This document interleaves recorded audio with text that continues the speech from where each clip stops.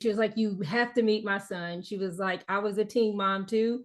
And my son is now a PhD in finance and he's doing all these great things. And I need you to meet him. And so I became family after that. You can't get rid of me now. Oh my gosh, I think that's totally awesome. I love that. I mean, and I didn't know. I just knew you were always around, and I know that you were always like family, and to tell you just how far it goes. Nicole sent me one of the best emails of my life when she sent me a note that said, "Okay, your child support's done. You don't have to pay No anymore." more payments. Because you represented me when I was getting my when I was finishing my child. I did 18 years, and I don't mind taking care of my kids. I take care of other people's kids, but that child support is a beast sometimes. Yep. And I guess maybe we can start there. I know that um you have been an attorney for a lot of years, and I think it's important for everybody to know. Nicole started. She was a teen mom, very young, like what, 15 or 16? Is that right? 2 days after my sweet 16. Yeah, yeah. So pregnant at 15, had a baby at 16. My mother was pregnant at 16, had a baby at 17. And you went on, in fact, let's not even talk about my stuff. We'll get to that later. You then you went to college. It was in Berea, is that right? Went to Berea College. Went to Berea College, and then you eventually got an MBA and a JD, right? An MBA and a law degree from University of Louisville, correct? Go Cards. Go cards. Yep, yep. And went on and had a great career, and you're still in the middle of your career. Let's talk about that. Let's start there. It seems to me that a lot of times we want to punish young mothers. We want to like almost shame them into oblivion.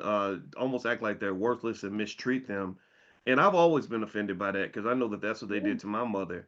But your story kind of showed that it ain't over. There's a lot you can do, and motherhood, number one, is the most important job a person can do. But then number two, it seems like motherhood even gives you a type of resilience that other people don't have. Can you talk about your experience in terms of how it felt at that time to be a young mother and to kind of deal with what you were dealing with? Whew. Well, I came from a family where education was super important. And so my dad made all of us do everything in STEM. He wanted engineers because he's an electrician and he wanted electrical engineers. So before STEM, math, science, technology was even a thing, he had us doing that. And he had everybody to play the sport, everybody played an instrument, everybody took a language, and in education, it was education in church. If we wasn't in school, we were at church or home. That was it. And so when I got pregnant, I remember um, we went to the counselor's office at the high school, and it was a Black man counselor who told my parents that because I was pregnant, I was a liability. And so they were going to take me from that school in advanced and honors classes and put me into South Park Tap, where they were doing coloring sheets and and like really just trying to pass the to get the girls out. I felt like because I had a baby in my stomach, that meant they thought I lost my brain. I was still the Mm. student that had almost a 4.0 GPA. I was still the advanced and honor student.